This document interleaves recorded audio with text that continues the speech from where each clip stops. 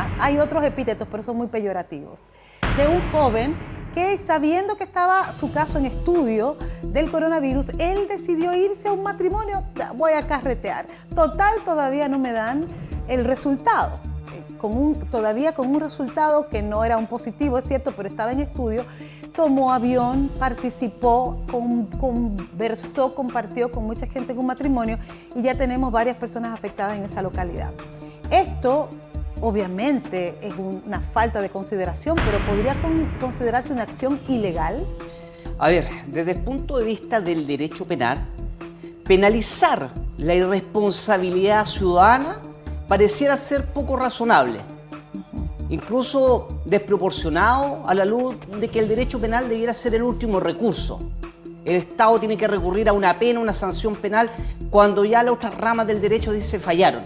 Pero en este caso comparto que efectivamente la irresponsabilidad requiere una sanción, porque no puede ser que con toda la información que existe una persona ponga en riesgo la salud pública por su sola autodeterminación de seguir su camino sin importar el contagio que esto podía generar. Y si es delito, si es delito. Es delito. Es delito. Tiene que ser investigado por el Ministerio Público. El artículo 318 del Código Penal sanciona al que pusiera en peligro la salud pública por infracción de las reglas, tanto de higiene, salubridad, por todas estas reglas que se dictan por la autoridad sanitaria en el contexto de una epidemia, un contagio.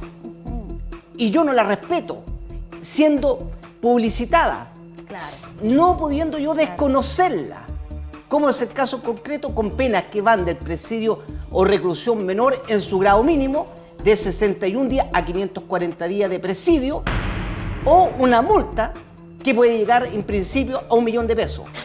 Ello sin perjuicio de que nuestro Código Sanitario también plantea sanciones de multa a quienes infrinjan, digamos, las normas también dictadas en el contexto, obviamente, de una epidemia, una pandemia, una crisis de contagio como el que estamos viviendo. Por lo tanto, tenemos dos tipos de infracciones, una administrativa y la otra penal. Por eso yo me extrañaba también cuando tomé conocimiento a través de los medios, las redes sociales, de que esta persona, conociendo, siendo sospechosa, importante de padecer, digamos, el COVID-19, sigue su ruta y no hay reacción. Y ahí, permítame decir, eso es un delito flagrante, perfectamente. Flagrante. Así es. O sea, eso empeoraría la pena. No, flagrancia. Eso da cuenta que debió haber sido detenido antes de abordar ese avión. ¿Y cómo sabrían las autoridades? No desconocía la norma. Esa es la única aplicación. Porque que el Ministerio del Interior hoy realice una denuncia y esta que ha radicado en un fiscal de Temuco, lo cierto es que está bien, pero el principio de ejecución del delito ocurre antes, cuando esta persona quebranta la normativa de la autoridad, siendo sospechosa de contagio, no espera, digamos, la confirmación y sigue su rumbo, asumiendo él la responsabilidad y las consecuencias de su propio actuar, que es que voy a ser portador de este virus y además contagiar y poner en riesgo la salud pública. Y eso es lo importante, que estamos hablando de una persona que lo hizo, como se llama en derecho penal, con dolo. Claro, sabiendo. A ver, una pregunta. Ya sabemos que el Estado, pues, supimos ayer que el Estado se va a querellar en contra de él.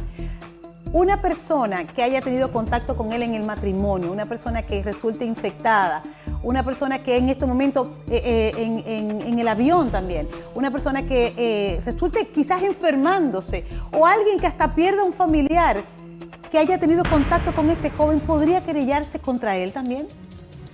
A ver, es un poco más discutible, pero no lo descarto. Lo que sí podría hacer son dos cosas. Primero, iniciar una acción civil reparatoria de indemnización de perjuicio por el daño que le ocasionó esta persona con su responsabilidad. Recordemos que en derecho penal, siempre que se determina que una persona cometió un delito, lleva aparejada no solamente la pena penal, sino también la reparación civil.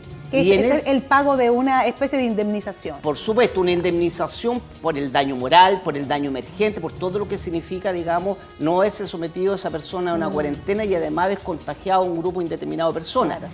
Y también, ojo, puede haber responsabilidad objetiva del Estado. El deber del Estado es preventivo en materia de salud pública.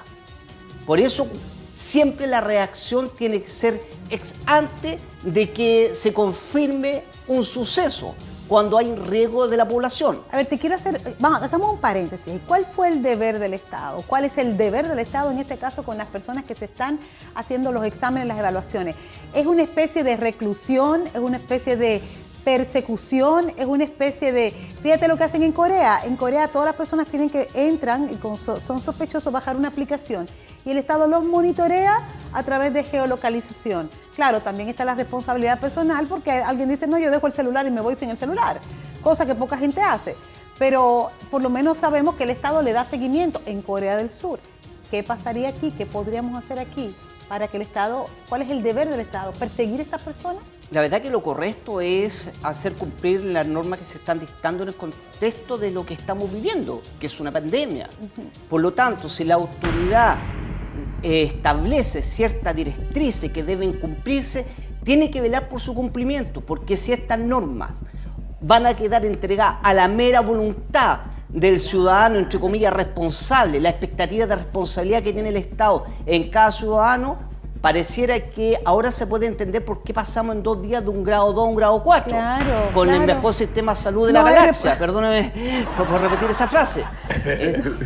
No hay responsabilidad individual. Y el Estado tiene que hacerse cargo de que si yo no soy responsable, el Estado sí sea responsable. Así es más, en este caso puntual, si esta persona estaba bajo el control, cierto, por tener los síntomas de sospecha, de ser una persona que requería una cuarentena, debió en ese mismo momento aislarse a la persona y hacerse un seguimiento a la misma y no permitir que pase todos los controles antes de, bueno, subirse a otro avión, compartir con pasajeros, llegar a su domicilio, porque ¿qué dice la autoridad?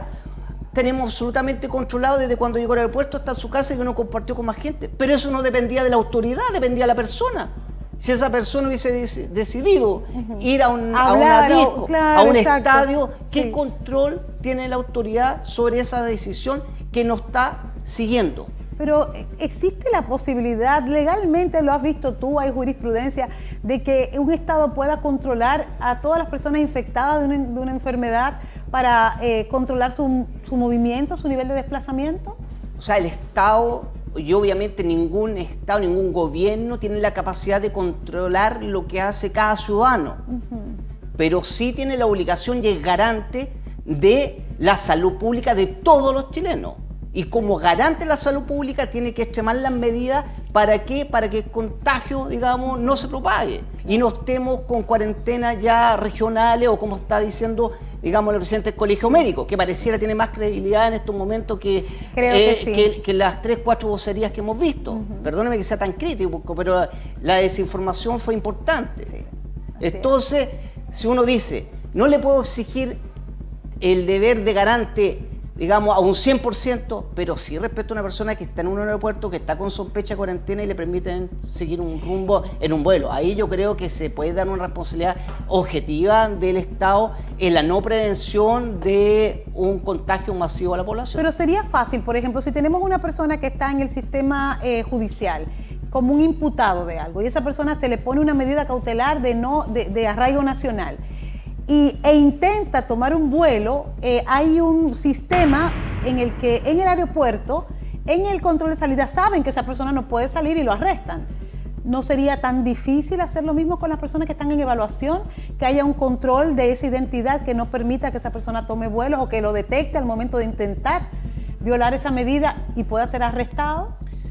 Es complicado. No sé si estoy hablando como CSI New York, pero...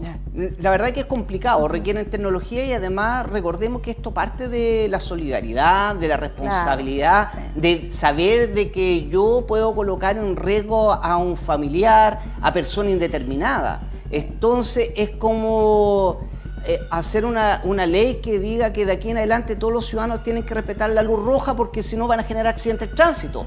Si nosotros no vamos a tener la expectativa que esa persona va a respetar un disco pares, va a respetar una luz roja, va a respetar una decisión de la autoridad que le está informando que estamos frente a una pandemia, que se están declarando zonas en cuarentena, que es grave, que hay personas que están en riesgo vital, la verdad que es súper complicado manejar una pandemia en una ciudad, en una sociedad que no se respeta a sí misma. Claro, que bueno, nosotros estamos en una crisis social inmersa todavía, donde vimos anoche ataques a cuarteles y donde vimos manifestaciones en medio de esta pandemia en la Plaza Italia. O sea, ahí tú puedes ver el nivel de irresponsabilidad civil y generalizada que tenemos en nuestra juventud, que es el caso puntual. Ahora, tenemos varios casos. Hay un video que yo les envié a los chicos por nuestro WhatsApp de cómo en Estados Unidos a los jóvenes que se van a la playa los tratan. Aquí tenemos el caso también de un chileno que en Argentina, después de él haber declarado que entró con coronavirus, al momento de salir le tose a propósito, le hace a propósito a un reportero en la cara.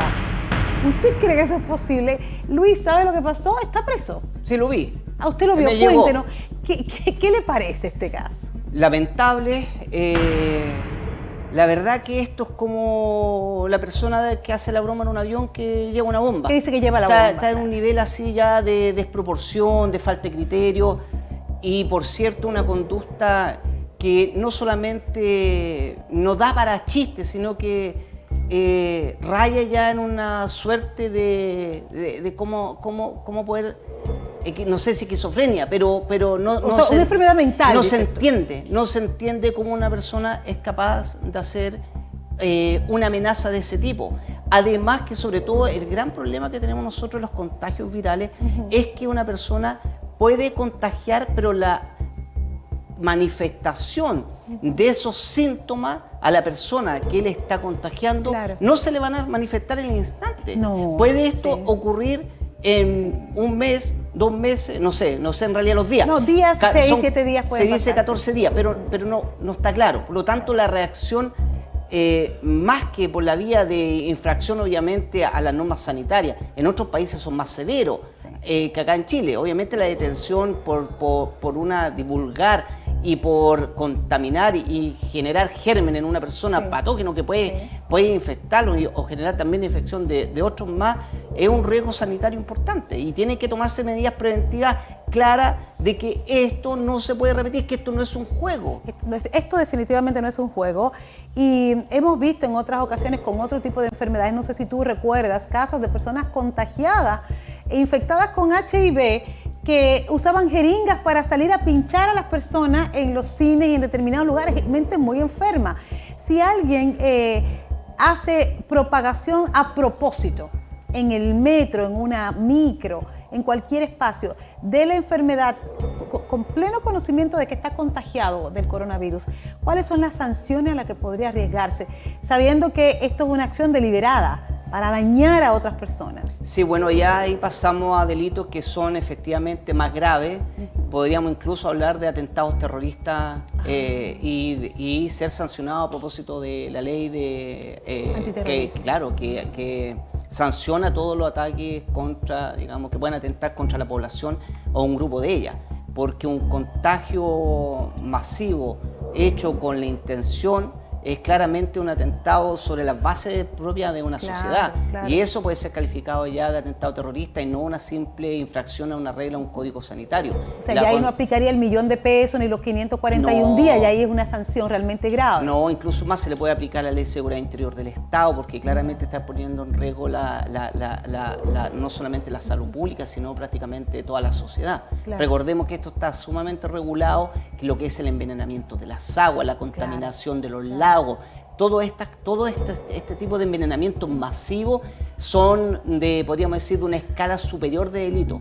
Son delitos ya que son prácticamente una gravedad que esperemos que nunca podamos aplicarlo, no se apliquen acá, pero sí la señal tiene que ser clara que no se puede, digamos, ser irresponsable. El tipo penal se debiera aplicar, pero obviamente vamos a ver la decisión de los tribunales y todo eso. ¿Y qué pasaría, Luis, si efectivamente se declara cuarentena nacional y nuestro país queda, bueno, ya tenemos etapa 4, nuestras fronteras estarán cerradas a partir de mañana, queremos recordarlo, a partir de mañana 18 de marzo. ¿Qué pasaría si nosotros entramos en esta cuarentena nacional? ¿Cuáles serían las sanciones?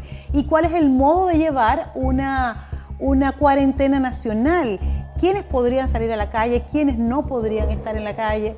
¿Y qué pasaría con el que salga sin poder? Bueno, la cuarentena, la verdad que está regulada en el Código Sanitario. Ya. De hecho, regula desde la definición, lo que significa el aislamiento, está absolutamente reglado. Y acá, nuevamente, el llamado es al autocuidado y a la responsabilidad. Las sanciones del Código Sanitario están en un artículo que es el 174. El Código Sanitario es súper complejo, muy técnico. Recordemos que el Código, cuando hablamos de autoridad sanitaria, estamos hablando del Ministerio de Salud. Médicos. Con todas las médicos, con todas las complejidades que tiene eso. Pero nadie tiene duda que cuando existe una cuarentena, lo más importante de ello es quedar desocializado. Es decir, no compartir con otras personas, independiente, digamos, se trate familiar, y cualquier salida, digamos, que sea absolutamente necesaria, tiene que ser por el menor tiempo posible, y si yo tengo sospecha que puede ser un agente contaminante, yo tomar mis medidas de seguridad, ir con mascarilla, tratar de ir en un horario donde no exista o reduzca al mínimo el contacto con demás personas. Son una serie de medidas que la autoridad sanitaria la está dictando, pero dependen, digamos, de cómo se estén asumiendo por todos los ciudadanos. Te quiero contactar ahora, Luis, con Mario, que está en el CESFAM número 5, viendo cómo va la vacunación que entra en su segundo día, después de haber iniciado el día de ayer. A ver, Mario, ¿cómo estás? Dime, ¿te dieron permiso? Sí, estamos, bueno, de hecho estaba conversando con la periodista, ya estamos por ingresar al CESFAM, así que ¡qué bueno! Que nos den un poquito de tiempo, que nos den algunos minutos para ya establecer contacto inmediatamente y conversar con el director y que nos cuente los protocolos. También estábamos conversando con respecto a qué debo hacer, que es una constante, una pregunta frecuente. Claro. ¿Qué debo hacer? Siento que tengo los síntomas del coronavirus, ¿a dónde debo acudir? ¿A qué debo? ¿Cuál es el protocolo a aplicar? Todo eso lo estaremos respondiendo en un momento más. Mario, te quiero dar una preguntita para que se la hagas al director, porfa, de mi parte, ¿te parece? Cuando establecemos para eso, ¿no? Ah, bueno, sí, está bien, perfecto, interactuaremos con él, perfecto. Hay que agradecer el público. Hoy día con Luciano nos hemos emocionado. Porque llegaron amigas que se acercaron acá al CESFAM porque vieron el primer despacho que hicimos en la mañana. Mira. Y como dijimos, se empezaron a acercar acá hasta el CESFAM de Unión Latinoamericana. ¡Qué bueno! Así que agradecemos los gestos del público. Vamos a entrar retomamos el contacto, Kenia. Así es, te esperamos entonces. Luis, ¿usted se vacunó? No. ¿Se puso la vacuna contra la influenza? Aún no, pero la verdad es que yo sigo los llamados de los expertos y que dicen que esto, la verdad, la influenza no cura y no es preventiva del COVID. Coronavirus. Eso lo tenemos claro. Además, recién está empezando el proceso de vacunación, así que por favor no se desesperen, no hay que correr a vacunarse, esto es un proceso que recién parte, así que yo lo haré con calma y evitar obviamente donde las aglomeraciones. Sí, las aglomeraciones. Pero este lugar donde está Mario, nosotros lo mostramos esta mañana, vimos que estaba rápido, que estaba expedito, que no era tanta la afluencia del público y que la gente entraba y salía con mucha regularidad, y por eso hicimos la recomendación de que si no se había vacunado, fuera ahí, porque ahí estaba la cosa fácil y cómoda para realizarlo. Y qué bueno que usted que está en casita siguió ese llamado. Es importante que todos los medios de comunicación también le aportemos este tipo de información a la gente. Recuerde, esta vacuna no le va a proteger contra el coronavirus, pero usted va a tener la protección contra otro virus. Recuerde esto, ¿eh? Y por supuesto continuamos con las medidas de higiene. Ahora, hay otro tema legal, Luis, con relación a las acciones que está tomando el Poder Judicial y con relación a las acciones con personas que están privadas de libertad y que podían ser parte de los grupos de riesgo por edad de contagio de coronavirus. Esto lo dijo el presidente: personas de 75 años en adelante que no estén presos por delitos de lesa humanidad podían ir a hacer cuarentena a sus casas. Sí, lo cierto que son medidas que apuntan precisamente a una población que es de riesgo, sí, que está cumpliendo una pena por un delito que cometió, pero excluye delitos de lesa humanidad y algunos delitos de gravedad. y que se sustituye, eso digamos el tiempo que está cumpliendo esa condena, por el arresto domiciliario total en su domicilio. Eso es lo que se entiende como un indulto respecto a situaciones particulares con ocasión, digamos, de esta pandemia. Perdona que te interrumpa. Creo que está hablando el presidente en este momento, ¿verdad? Chiquillos, allá en la sala técnica. Lo estoy oyendo por acá, pero bueno, vamos a ver si podemos hacer el enlace para ver las palabras del presidente. Sí. También el sistema judicial ha estado dándoles algún nivel de celeridad a cierto tipo de casos. ¿A cuáles? Bueno, siempre el sistema judicial tiene que darle mayor rapidez a la resolución de casos donde existen personas privadas de libertad, causas donde se está discutiendo, por ejemplo, cuidado personal de los menores, en caso de tribunales de familia. Son todos esos casos, digamos, los más sensibles para el sistema. Una persona privada de libertad no puede, digamos, esperar una suspensión de su audiencia por, no sé, 6 meses, si está su presunción de inocencia, digamos, todavía no ha sido derribada, por lo tanto, él está alegando que no cometió un delito determinado. Requiere que la justicia en ese punto sea más eficaz y no se suspenda o no se dilate en audiencia por el tiempo. Ahora, hay casos donde... ¿Esto indica que se van a acelerar los procesos? Es que no debieran acelerarse, pero tampoco reagendarse. Lo que se van a hacer, se van a reagendar audiencias, por ejemplo, donde hay imputados que están en libertad.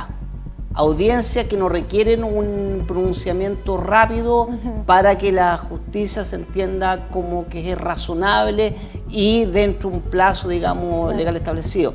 Eso, las medidas, digamos, inmediatas se pueden tomar para evitar la exposición también de los jueces con los abogados, con los fiscales a situaciones de riesgo. Ahora, por ahí leí un artículo que una abogada fue al tribunal a decir que no podía comparecer a una audiencia porque tenía coronavirus. Entonces uno ya empieza de nuevo, ¿cómo vamos a tener que a un abogado decirle que no tiene que presentarse y tiene que mandar un escrito? Pero por Dios, exacto, o sea, fue a decir. Fue a un tribunal, entonces, claro, no sé si es verdad, pero si es verídico, por favor, la gente que tiene un problema de esa naturaleza, la primera reacción, si yo tengo sospecha, autocuidado, me voy a mi casita y cuarentena, aislamiento. Eso es así de sencillo. Mi hijo estuvo en la apertura del año académico, Felipe Galvez, y un profesor el día 13, esto fue el viernes 13, resultó positivo al COVID-19. Se comunicó por correo y el pobre está en cuarentena y obviamente...